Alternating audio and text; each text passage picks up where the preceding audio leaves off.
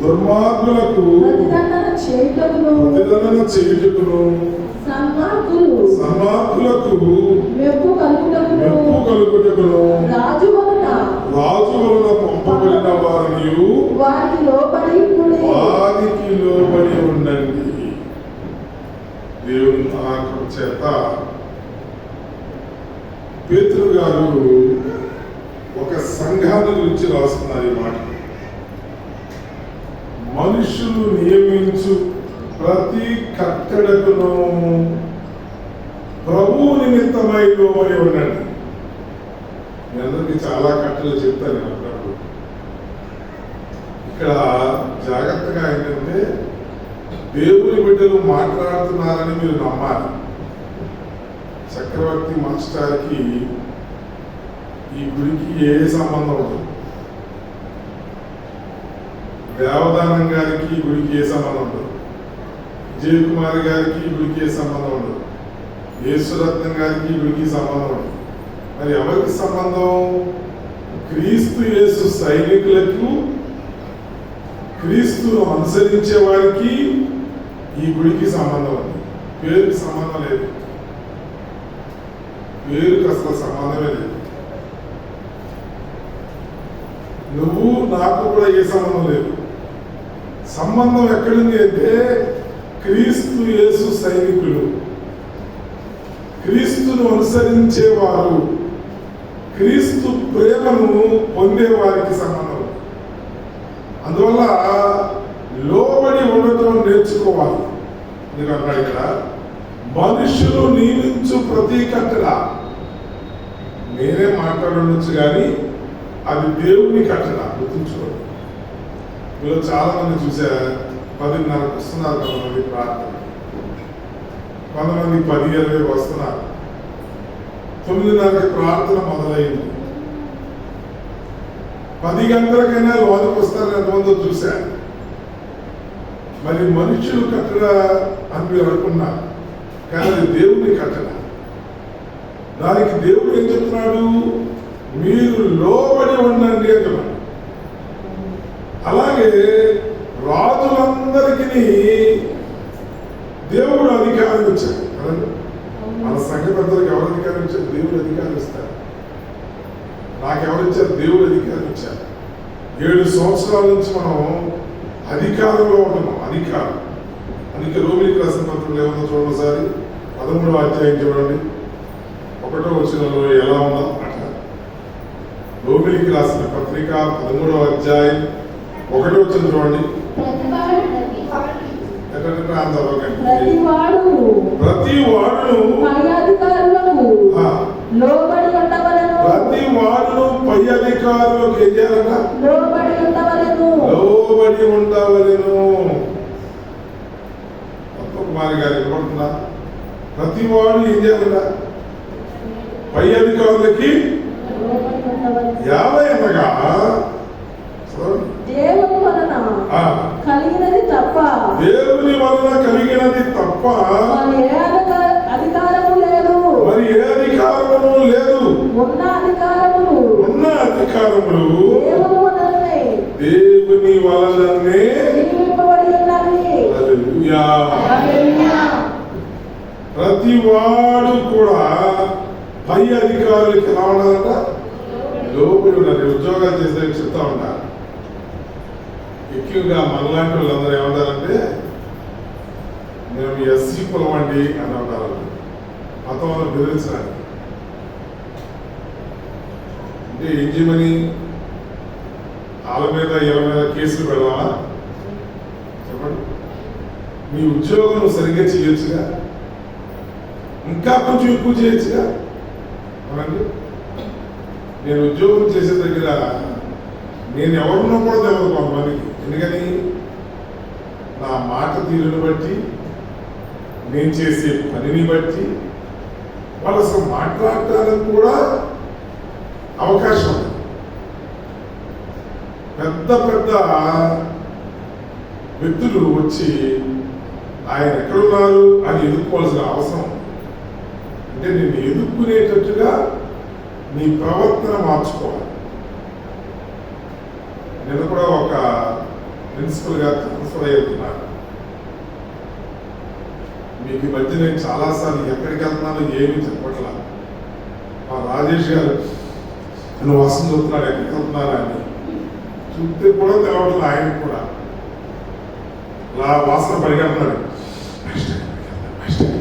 తెలియట్లా. మీకు తెలియకుండా ఈ మధ్య హైదరాబాద్ కూడా వెళ్ళి వచ్చాను 3 రోజులు. మీకు తెలియకుండా ఈ మధ్య హైదరాబాద్ కూడా వెళ్ళి వచ్చాను 3 రోజులు. నేను ఎక్కడికి వెళ్తే మీకు అవసరమా? మీకు వాక్యం చెప్పడమేగా. నేను ఎక్కడికి వెళ్తా నా వెనకాల అడగాల్సిన అవసరం ఉంది. మన రోజు రావాలి అని అనుకున్నప్పుడు గుడివాడ వెళ్ళి వచ్చాను. విజయ్ కుమార్ గారు ఈరోజు మా ప్రార్థన పెట్టమంటుందమ్మా, ఈరోజు కుదరదా? ఎందుకంటే సార్ ఒక ఆమె రిటైర్ అయిపోయింది పెద్ద. మేము వెళ్ళి రైలు దగ్గర నిలబడి 7:30 ఆమె ట్రైన్ వస్తే ఆమెకు మామిడికాయ ఇచ్చి, టిఫిన్ కొనిచ్చి, వాటర్ బాటిల్స్ కొనిచ్చి, అమ్మా మీరు చూపిన కృతజ్ఞతకు వందనాలమ్మా, ఎందుకంటే మన ప్రాంతానికి వచ్చేటప్పుడు ఆటంకం లేకుండా ఆమె వచ్చింది. నేను కూడా ఆ పోస్టులోకి వెళ్ళేవాడిని. కొబ్బరికాయ పట్టడం ఇష్టం లేక అలా అంతే. నేను చేయలేకపోతున్నా ఆ పనులు, నా వల్ల కాక వదిలేసి. కానీ నాకంటే అధికారం కలిగింది ఆమె కావాలి. అందుకే ఆ అధికారులకు ఎలా ఉండాలి? లోబడి ఉండాలి. నాకంటే తెలివైందైతే కాదు మా అమ్మ. ఆమె చాలాసార్లు పడిపోతున్నప్పుడు మేమందరం చేయొద్దించి లేవనెత్తాం, ఉద్యోగం చేసేటట్టుగా చేయగలిగాం. అందుకే ఎంతో నమ్మకంతో మొన్న కూడా ఫోన్ చేసింది, నిన్న సాయంత్రం ఫోన్ చేస్తున్నాను. ఎందుకని? మీ అధికారులకు మీ మీద ప్రేమ కలగాలి, లోబడి ఉండాలి. ఆ అధికారులు ఎక్కడి నుంచి వచ్చిందా? దేవుని వలన కలిగినది. 13వ అధ్యాయం 1వ వచనం చూడండి. ప్రతి వాడును అధికారులకు లోబడి ఉండవలను. ఏలయనగా దేవుని వలన కలిగినది తప్ప మరి ఏ అధికారము లేదు. ఉన్న అధికారములు దేవుని వలననే నియమింపబడి ఉన్నవి. గుర్తుంచుకోవాలి. 2017లో నేను వచ్చినప్పుడు నాకు ఏ అధికారం లేదు. 2017లో వచ్చినప్పుడు మీ పెద్దలకి ఏ అధికారం లేదు. మహా అయితే ప్రకటనలు ఇవ్వటం, లేదా భోజనాలు పెట్టియటం, కలగళ్ళు చేయటం తప్ప. ఆ పెద్దలు ఎటు మారిపోయారు? దేవుని పరిచర్యకు పెద్దలు అయిపోయారు కదా. నియమించబడినప్పుడు ఈ పెద్దలు కాదు వాళ్ళు. యేసురాజు గారు వెళ్ళిపోతా కుర్రాళ్ళకి ఇద్దామని అని పెద్దలు ఇచ్చాడు అంతే. ప్రార్థనగా ఎలీషా గారు కూడా పెద్దగా ఉన్నారు, చాలా మంది పెద్దలు ఉన్నారు. వాళ్ళకి ఈ అధికారాలు లేవు అసలు. వాళ్ళు ఏంటి? టేబుల్ మందిని కోసుకోవడం, ఎలీషా గారు పోగులు వేసుకోవడం, తల పోగు తీసుకోవడం. లేదా నేను వచ్చినప్పుడు ఏం చేశారు వాళ్ళు? ఈస్టర్ పండుగ అయితే కోళ్ళు కోసుకొని టిఫిన్ చేసుకుని నాకు వేడి వేడి టిఫిన్ వేసి దాంట్లో పదార్థాలు వేసి ఇచ్చేవాడు. కానీ ఇప్పుడు పెద్దలు ఏమైపోయారు? ఆధ్యాత్మిక సంబంధులు అయిపోయారు. ప్రార్థనా పనులు ఎవరిచ్చారు అధికారం? దేవుడిచ్చాడు అధికారం. నాకు కూడా ఎవరిచ్చారు అధికారం? దేవుడిచ్చాడు. ఈ కమాండ్స్ చేయడానికి ఎక్కడో ఉండి ఇక్కడ ఉన్నన్నిటినీ నడిపించగలిగే శక్తి ఇచ్చాడు అంటే ఏంటి? ఏమైనా ఎంబీబీఎస్ చదివారు మీరందరూ? జ్ఞానవంతులా? మీరేమి ఇంగ్లీష్ మాట్లాడేవాళ్ళు కాదు, లేదా మీకు కంప్యూటర్ ఏమి అర్థం కూడా కాదు. కానీ అక్కడి నుంచి కాబట్టి నేను రాకుండానే గుడి పునాదులతో సహా కట్టబడగలిగేటట్టుగా ఆజ్ఞలు జారీ చేయగలిగే అధికారం ఎవరిచ్చారు? దేవుడిచ్చారు. ఆ అధికారం మీ అధికారం ఆదేశించింది, కష్టపడి పనిచేసింది. అది అన్నాడు, పై వలన ఏలయనగా దేవుని వలన కలిగినది తప్ప మరి ఏ అధికారము లేదు. ఏ అధికారము ఉండదు ఉండదు ఉండదు. 2వ వచనం చదువుతారా? కాబట్టి అధికారమును ఎదిరించువాడు దేవుని నియమమును ఎదిరించుతున్నాడు. గుర్తుంచుకోవాలి. అధికారాన్ని ఎదిరిస్తున్నాడు అంటే అర్థం ఏంటి చెప్పండి? దేవుడు పెట్టిన నియమాన్ని ఎదురిస్తున్నాడు. చాలా మంది మన ఉద్యోగాలు చేసే పిల్లలు ఉంటారు, ఎప్పుడు వాళ్ళ మీద కేసులే. పేరు ఇర్మియా, పెద్ద బైబిల్ చదువు, బాప్తిసం ఉంది, ఆదివారం ఏమో ప్రార్థనకి వెళ్తారు, సోమవారం వచ్చేసరికి అధికారుల మీద గొడవ పడతా ఉంటారు. బైబిల్ ఏం చెప్తుంది వాళ్ళకి? అధికారులకు లోబడి ఉండమని చెప్తుంది. మరి ఏం చెప్తుందని చూడండి సరే. కాబట్టి అధికారులను ఎదిరించువాడు దేవుని నియమమును ఎదిరించుచున్నాడు. ఎదిరించువాడు తమ మీదకి తామే శిక్ష తెచ్చుకుందురు. గుర్తుంచుకోండి, నేను చెప్పాననుకో చక్రవర్తి మాస్టర్ చెప్తాను అనుకుంటారు, అవునా కదా? నేను ఏమైనా చెప్తే ఏమంటారు? చక్రవర్తి మాస్టర్ కావాలని నా మీద ఏమైనా పెట్టుకొని బైబిల్ వాక్యాలని చెప్తున్నా. బైబిల్ వాక్యాలు నేను తయారు చేయాల, పౌలు గారు సంఘానికి చెప్తున్నా. జాగ్రత్త చూద్దాం వచ్చిన. కాబట్టి అధికారిని ఎదిరించువాడు దేవుని నియమమును ఎదిరించువారు తమ మీదకి తామే శిక్ష తెచ్చుకుందురు. నాకు మీకు ఉండే సంబంధం ఒకటే, క్రీస్తు యేసు సైనికుల సంబంధం. గుర్తుంచుకోండి, నేను మిమ్మల్ని కమాండ్ చేస్తానంటే చక్రవర్తిగా కాదు. చక్రవర్తిగా ఏంటంటే మీరు మా ఇంటికి వచ్చారనుకోండి, ఏ పని మీద మీకు వెంటనే డబ్బులు ఇచ్చింది. అర్థమైందా? మీరు చాలా మంది మా ఇంటికి వస్తారు పనుల మీద, దానికి సంబంధించిన సెటిల్మెంట్ చేస్తూ ఉంటారు. నేను ఏమైనా సెటిల్మెంట్ చేయలేదంటే అది దేవదానం గారి విషయంలోనూ స్టీఫెన్ గారి విషయంలోనే చేయి. వాళ్ళు ఎప్పుడు వచ్చినా కూడా వచ్చి అర్థమైంది ఏమండి, వాళ్ళకేం సెటిల్మెంట్ ఉండదు. ఉండదా స్టీఫెన్ గారు? ఉండదు. వాళ్ళు వచ్చినాక వచ్చి వెళ్ళాల్సింది. ఎందుకో మరి దేవుడు వాళ్ళు చేస్తే ఈగుతూ ఉన్నారు. మిగతా వాళ్ళు వచ్చారంటే బాబు ఏ బంధువులతో వచ్చారంటే భయపడుతూ ఉంటారు. కేవలం చక్రవర్తి సంబంధం ఇక్కడ మాట్లాడేది కదా సార్. క్రీస్తు యేసు సైనికుడు, క్రీస్తు యేసు సైనికులు. ఈ సంబంధానికి మన వ్యక్తిగత సంబంధం లేదు.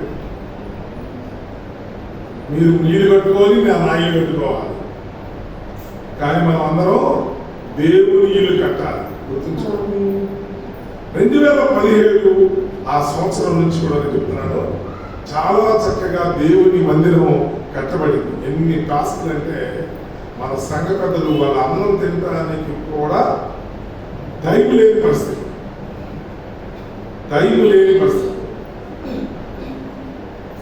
ఎక్కడెక్కడో పనులు తెలియదు. మీరంతా ప్రార్థనకి 6 గంటలు లేకపోతారు.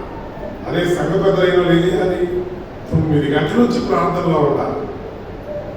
అందుకే చాలా మందికి ఏమవుతుంది, బాబు ఈ సంఘ పెద్ద ఉద్యోగం మాకు వద్దండి, ఆమె సాగుని ఎప్పటికైనా మేము 6 గంటలు లేకపోతాం, గంటలు లేకపోతాం, మొహం కొడుకుని ప్రశాంతంగా వస్తాం, మా తోటలోకి వెళ్ళి వస్తాం. చూసారా? అదే నేను బిర్యానీలు పొందుతానంటే ఇప్పుడు వరకు బిర్యానీ అంతా ఒక్కటికి పెడతారా మీరు, మీకు న్యాయం ఉండదా అంటారు. చాలా మంది అంటారా, ఇది బిర్యానీ కాదుగా, అందుకేం చేస్తారు, వాటర్కి ఎవడు కాటరా, పోటీకి ఎవడు కాటరా, నీ సౌండ్ వేసావు. ఎందుకంటే ఉద్యోగం జీతం లేదుగా, ఉందా? లేదు, జీతం లేని ఉద్యోగం ఇది. ఊరు వెళ్ళినా సాయంకాలానికి కొట్టుకొని పరిగెత్తుకొని జీతం లేని ఉద్యోగం అండి ఇది. కానీ రూల్స్ ఎన్ని ఉంటాయి? ఎన్నో ఏం చదువుతున్నాడుగా. కాబట్టి అధికారం ఎదిరించువాడు దేవుని నియమాన్ని ఎదిరించున్నాడు, ఎదిరించువాడు తమ మీదకి తామే శిక్షను తెచ్చుకొందురు. ఎంత కఠినంగా పెట్టాడు చూడండి. డబ్బులైతే ఉండవు, అధికారాన్ని ఎదిరించడానికి అవకాశం లేదు. అంటే ఎలా ఉంది ఈ భయమైన జీవితం? కత్తి మీద సాములాలి కదా. సాము కత్తితో చేసినప్పుడు ఎలా చేయాలి? చాలా జాగ్రత్తగా చేయాలి. తేడా వస్తే ఏమైపోద్ది?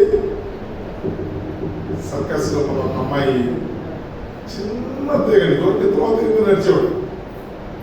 అది ఊరి చోట్ల ఇంతలోకి మీరు ఎవరైనా వెళ్తారని చెప్తారు. ఇప్పుడు సన్నదని ధన్యవాదాలు తీగండి.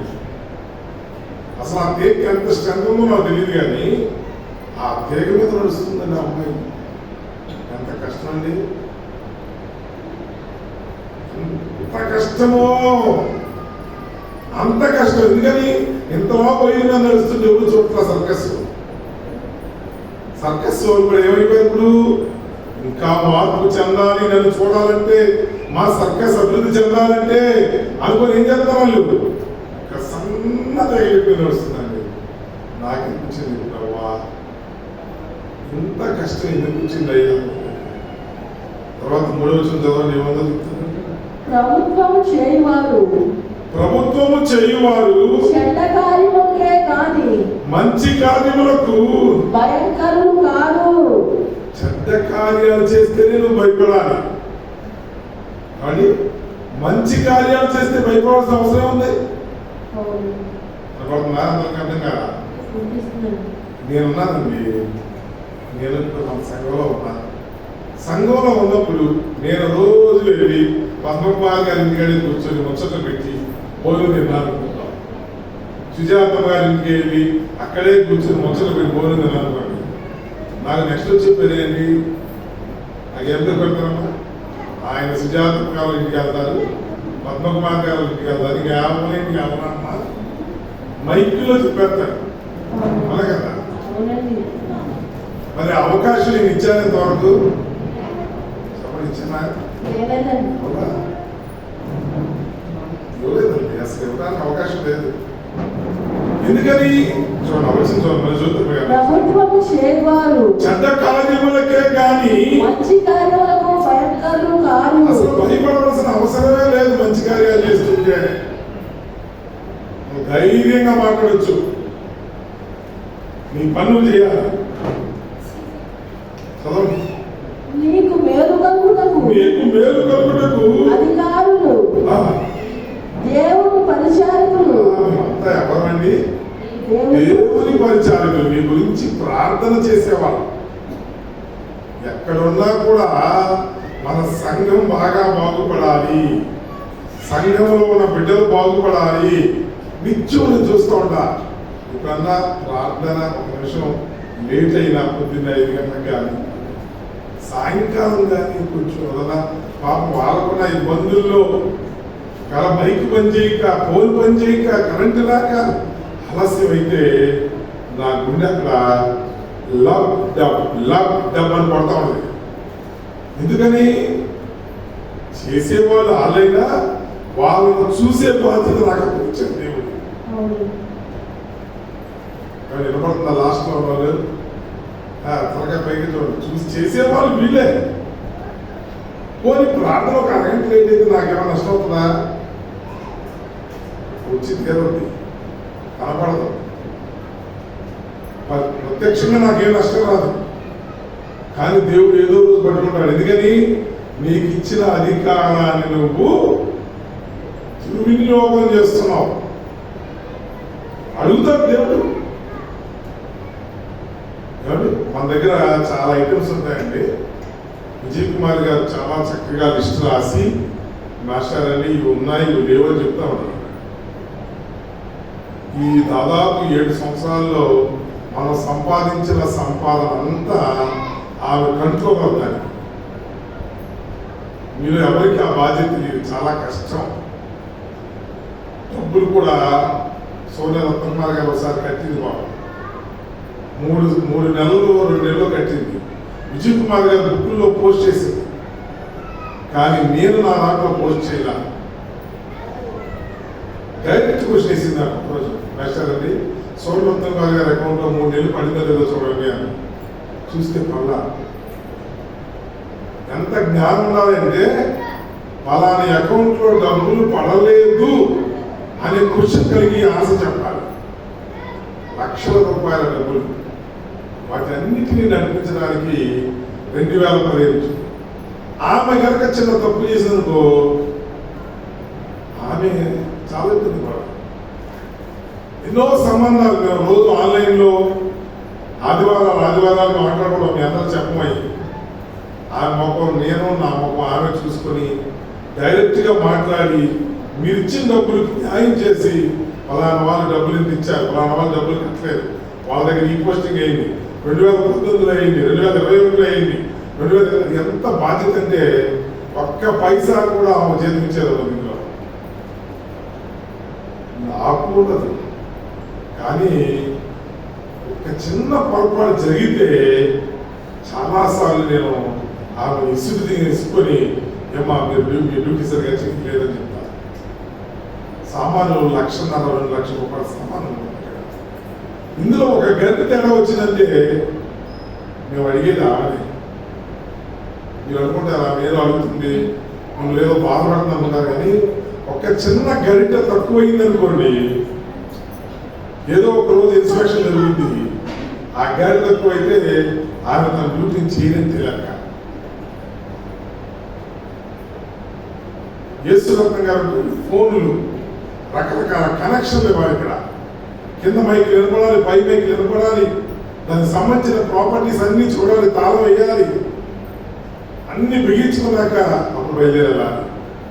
ఈ 7 సంవత్సరాలు వాళ్ళు చేసినటువంటి కష్టం, బాధ మీకు నాకు ఎవరికి తెలియదు. ఎందుకంటే కడుపు నిండిన వాళ్ళకి తెలియదు ఆకలి గురించి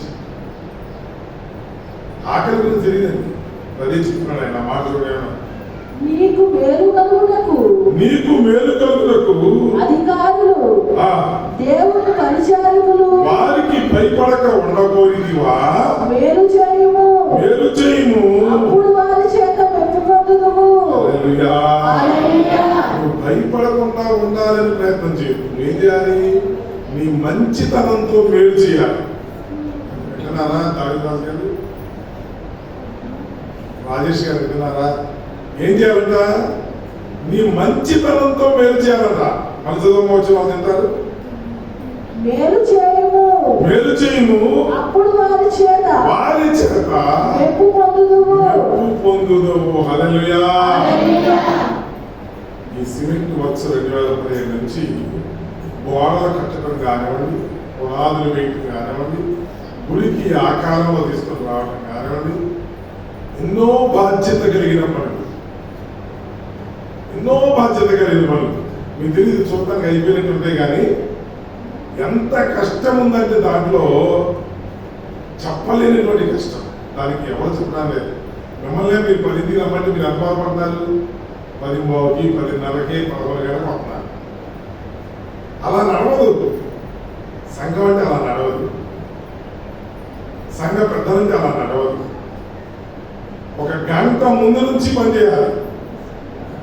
చూడండి, అప్పుడే పిల్లలు తీసుకొచ్చి అక్కడ పెట్టారు, దాని సంబంధించి డీజిల్ తీసుకొచ్చి అక్కడ పెట్టారు. మరి మీరు వచ్చి పోస్తానికి అరగంట లేట్గా రావచ్చు, లేకపోతే మానేయించుకోవడం అన్నమాట. నువ్వేం చేస్తున్నాడు? మానేసాం వచ్చి దెబ్బలాడతావా? ఇది కష్టం కదా. సంఘ పెద్దల యొక్క లక్ష్యం అది. అందుకంటున్నాడు, సంఘ పెద్దలుగా మీరు ఉన్నప్పుడు వారికి భయపడక ఉండకూడదువా. భయం లేకుండా నువ్వు ఉండాలి అంటే నువ్వు ముందే చేసేయాలి ఆ పనులన్నీ. లేదంటే నువ్వు తప్పు చేస్తే ఏం చేయాలి? భయపడాలి, లోబడి ఉండాలి. చూడక వచ్చిన దేవుని ప్రజలు వారికి భయపడక, అధికారులు ఎవరంట? దేవుని ప్రజలు. వారికి భయపడక ఉండకూడదువా. నువ్వు అధికారులు వస్తున్నారండి, దేవుని పరిచారికులు వచ్చినప్పుడు ధైర్యంగా వచ్చి ఇలా నిలబడ్డారు. కారణం ఏంటి? అంత perfect. You are all perfect. ఇంకెక్కడ చిన్న మిస్టేక్ లేదు. నువ్వు ఎప్పుడు లేటుగా ఒక ప్రాంతానికి నువ్వేమైనా దేవుడి పని చక్కగా చేస్తావు. అప్పుడు మేమొచ్చి భయపడాల్సిన అవసరం లేదు. ఎందుకని? You are always perfect. అన్ని విషయాల్లోనూ నువ్వు పర్ఫెక్ట్. నిన్నెవరు ఏమంటారు? లెక్కలన్నీ బాగా రాస్తే విజయ్ కుమార్ గారి ఇంకా ఎవరెవరంటారు? ఆ లెక్కలన్నీ బాగా రాసినారు. దేవుని పరిచారకులు, అధికారులు, నువ్వు కనుక వాళ్ళకి భయపడకుండా ఉండాలి అంటే మేలు చెయ్యి. అప్పుడు వారి చేత మెప్పు పొందుదువు. నమ్మకమైన మంచి రాసుడా. చూడండి, 7 సంవత్సరాలు నేను ఎక్కడ తిరిగినా హాయిగా ప్రార్థన జరిగింది. 5 గంటలకి ప్రార్థన జరుగుతుంది, భయం లేదు. రాత్రులు జరుగుద్ది, భయం లేదు. కానీ 7 సంవత్సరాలు ఒక బాధ్యతను మొయ్యటం అంటే అంత సామాన్యమైన పని కాదు. కరుడు కట్టిన వాళ్ళైతేనే మొయ్యగలరు. అంటే ఏంటి, ప్రార్థనలో కానివ్వండి, బాధ్యతలో కానివ్వండి, కరుడు కట్టాలి. ఎవరిని చూసే పని లేదు, ముందుకెళ్ళిపోవడమే. అలా ఉండాలి. చూడండి సార్, 4వ వచనం. నీవు చెడ్డది చేసిన ఎడల భయపడము, వారు ఊరకే కట్టము ధరింపరు. నీ అధికారులు నీ మీద కట్టం ఎప్పుడు పెడతారు చెప్పండి. కట్టం అంటే ఏంటి? బెత్తం. మరోసారి, నీవు చెడ్డది చేసిన ఎడల భయపడాలి. చెడ్డ చేసినప్పుడు ఏమనాలి? భయపడాలి. భయపడకపోతే ఏం చేస్తారన్నా? వారు ఊరకే కట్టము ధరింపరు. కానీ ఖడ్గము ధరింపరు, కీడు చేయవారి మీద ఆగ్రహము చూపుటకై వారి ప్రతీకారము చేయు. దేవుని పరిచారకులు గుర్తుంచుకోవాలి. వింటున్నారు అందరూ? దేవుని పనికి ఆటంకాలు కలుగుతున్నప్పుడు, నేను నా కత్తి కనుక కింద మూసేసుకుంటున్నాను అనుకోండి, అప్పుడు నన్ను ఏమంటాడు దేవుడు? పనికి మానవుడా, నీకు ఒక అధికారం ఇస్తే నువ్వు సరిగ్గా అధికారం చేయట్లా. చదువుతున్నారా? విన్నారా వాక్యం? నేనేమో ముందే రాసుకొచ్చిన అనుకున్నారా బైబిల్? చూడండి, చదవండి. నీవు చెడ్డది చేసిన ఎడల భయపడము, వారు ఊరకే ఖడ్గము ధరింపరు. కీడు చేయవారి మీద ఆగ్రహము చూపుటకై వారు ప్రతీకారము చేయు. దేవుని పరిచారకులు. ఒకసారి అమ్మగారి ఉద్యోగంలో ఒకళ్ళు ఒక కాగితం రాసినప్పుడు ఆ పై అధికారులు వచ్చారు. రాసిన వాళ్ళకి తెలియదు అమ్మగారు కరెక్ట్గానే చేశారు ఉద్యోగం. నేను కూడా ప్రార్థన చేశాను, నేనేం మాట్లాడాలా తెలుసు, తప్పు చేయదు అనే విషయం నాకు తెలుసు. నేను కూడా ఉంటాను కానీ నాకు అస్సలు తెలియదు. మేము ఎప్పుడు పిల్లల కోసమే కష్టపడేవాళ్ళం. వాళ్ళు వెళ్ళారు, ఎంక్వైరీ వచ్చింది, చూసిన వాళ్ళు అధికారులు ఉన్నారు. ఈమె ఎంత చక్కగా మెయింటైన్ చేస్తుంటే మీరెవరు పంపించోళ్ళ?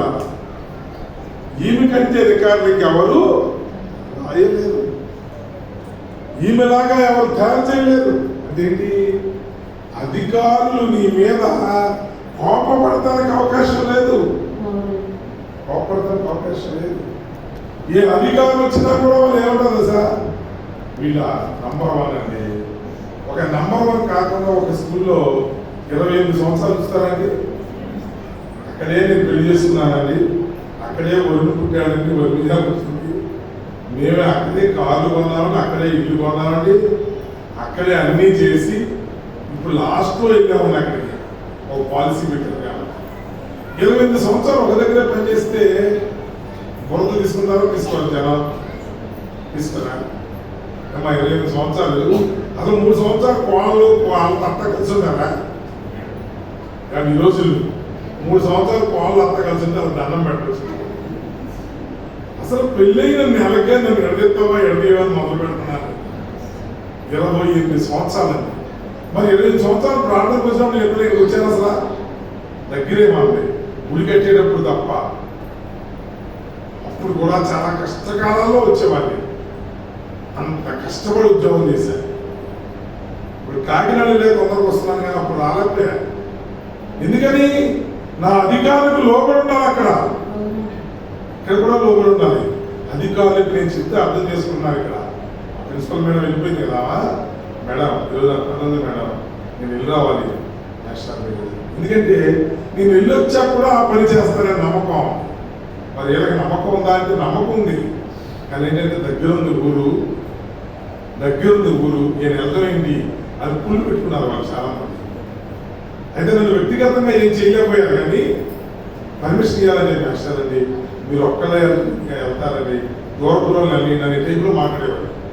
అవసరం వచ్చే రోజు నేను రాలేకపోయేవాడిని. అయినా కూడా మా సంఘ పెద్దలతో మాట్లాడి నేను లేని లోటు చేస్తూ పూర్తి చేస్తున్నాడు. తర్వాత కాబట్టి మాత్రము కాక మనస్సాక్షిని బట్టి ఆ. ఆవశ్యకము. అందుకే మాస్టర్ వచ్చారు కాబట్టి కుదురుగా ఉందామని ఉండకూడదు మీలో. నేను ఇద్దరు పొలాలు పెట్టాను తోటలో 2001లో. పొద్దున్న పువ్వులు వేశాను. పొద్దున్న తెలుసుగా చక్కగా అయింది. పెద్ద ఏంటండి పువ్వులు. దానికి సుంకు రుద్దాలి కదా. సుంకు రుద్దాలి. సుంకు అప్పుడు మన తోటలో సరిపోయేది కాదు. పక్క వాళ్ళ దాంట్లో తయారు చేసి తెచ్చుకోవాలి. పొద్దుగాలు వెళ్ళి వలసపల్లి వేయాలి, వెళ్ళి సుంకు తీసుకుని వచ్చి పొద్దున్నే రుద్దాలి వాళ్ళు. సుంకు రుద్దడం లేదు, ఏం లేదు. ఏడు నిందా పొడుగుండాలండి. అందులో ఒకటి చచ్చిపోయాడు, ఒకటి మన ఇంటి వెనకాడు. ఒకటి మన ఇంటి వెనకాడే, ఒకటి చచ్చిపోయాడు. ఆ ఇద్దరికి మందులు అన్ని ఇచ్చి అక్కడ పెట్టి సైకిల్ కొనిస్తే వాళ్ళు రాత్రి సెకండ్ షో సినిమాకి వెళ్ళి వచ్చి పొద్దునే లేకుండా దాన్ని రుద్దకుండా నేను వచ్చినప్పుడు మాత్రం నా సౌండ్ అట్లా ఇట్లా విని పరిగెత్తకుండా వెళ్ళి తోటలో వాళ్ళు. నేను దూరం నుంచే చూస్తూ ఉన్నాను. అందరూ చెప్పారు నాకు వాళ్ళు ఎంత బాగా రుద్దుతున్నారంటే అప్పుడు కలిసిపోయినట్టుగా చెమటలు పట్టినట్టుగా కూడా నడుస్తున్నారు. ఎట్లున్నా చూసుకున్నా నీళ్ళు ఉండాలిగా. చూసుకున్నా నీళ్ళు కాబట్టి ఆగ్రహ భయమును బట్టి మాత్రము కాక నచ్చలేదు అంటారు కాదు, మనస్సాక్షిని బట్టి లోబడిండుట ఆవశ్యకము. ఎందుకంటే తర్వాత చూద్దామండి. యాలయనగా వారు దేవుని సేవకులయుండి ఎల్లప్పుడూ ఈ సేవ యందే మా పనేంటి? మా పనేంటని చెప్పండి. యాలయనగా వారు దేవుని సేవకులయుండి. మాస్టర్ పనేంటి? దేవుని సేవ చేయటం. ఒక సెక్టర్ కాదండి మాస్టర్ చేసేది. రాజేష్ గారు దానికి వేల రూపాయల డబ్బులు అండి ఆయన దగ్గర ఉండాలి. ప్రతి చిన్న విషయాన్ని డబ్బులు ఖర్చు పెట్టాలి, అకౌంట్లో రాయాలి, మళ్ళీ రాసుకోవాలి, మళ్ళీ చేయాలి, ఎక్కువ డబ్బులు బ్యాంకులో డిపాజిట్ చేయాలి. ఓసారి ఈ డబ్బులు కన్ఫ్యూషన్లో ఏమైనా తేడా వచ్చిందనుకోండి ఆయనే కట్టుకోవాలి, డౌట్ ఉండదు. సార్ 6,000 రూపాయలు ఏవయ్యా అకౌంట్లో తక్కువ వచ్చిందని వచ్చి 4 తిరిగాడు. ఎందుకని? ఒక పనికి ఖర్చు పెట్టాడు, రాసుకోలే. తిరిగాం 2 సార్లు తిరిగాడు, 3 సార్లు నేను నిద్రపట్టట్లా, తెల్లారిగా ఫోన్ చేస్తున్నాడు. 6,000 కట్టాలి, తేడా వచ్చేసి. నేను చెప్పాను, నువ్వు డబ్బులు మెయింటైన్ చేస్తున్నావు, నీ దగ్గర ఒక బుక్ ఉంది, విజయ్ కుమార్ గారి దగ్గర ఒక బుక్ ఉంది, నా దగ్గర ఒక బుక్ ఉంది, నా దగ్గర ఒక బుక్ లేదు, కంప్యూటర్ లేదు, చేతులు రాసుకునే ఒకే బుక్ లేదు, సర్చ్ చేయగల గొడవ వచ్చేది. ఏం ఖర్చు పెట్టాడో తెలియదా. 6,000 ఇంకా ఫైనల్ గా చెప్పేశాను కట్టుకోవాలని చెప్పేశాను. ధైర్యంగా ఉన్నాడు. కళ్ళంతో నీళ్ళు కూడా వచ్చినాయి. ఎంత కష్టపడి చేశాను, నాకు ఈ బతికేంటి ఇలా అయిందన్నాడు. మరి అలానే నేను చేయను అలా సార్, నేను చేస్తానని అన్నాడు. 2 రోజులు 3 రోజులు నిద్రపోయాము. నేను కూడా ఆలోచించాను, ప్రభా ఇంత నమ్మకంగా పనిచేసే నీ సేవకుడికి నువ్వు అన్యాయం చేయమని నాకు తెలుసు. దాని నుంచి డబ్బులు ఆశించే మనస్తత్వం కూడా ఆవిడకి లేదు.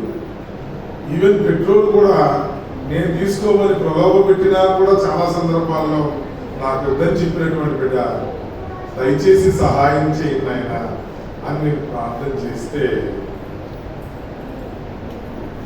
నేను ప్రార్థనకు వచ్చి మళ్ళీ తిరిగి వెళ్ళినప్పుడు నాకు గుర్తొచ్చింది, అలా అంజిబాబు గారితో ఎవరికో ఆలోచించావు, అది రాసుకున్నావా అని అడిగాను. గుర్తుంచుకున్నాడు. బాధపడిన సంతోషం ఎంత ఆనందం అంటే నిజంగా అంత ఆనందానికి అంతు లేదు. ఆ డబ్బులన్నీ నేనే కట్టాలా అందుకు ఇప్పుడు ఎప్పటికప్పుడు అప్డేట్.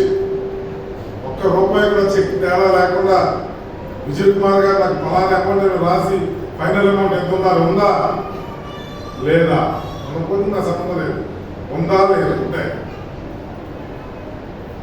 50,000 బ్యాంకులో జమ చేయి, ఇదిగో ఫలానా డబ్బులు మన దగ్గర ఉంచాలి, ఎంత డబ్బులు ఇవ్వాలి వాళ్ళకి.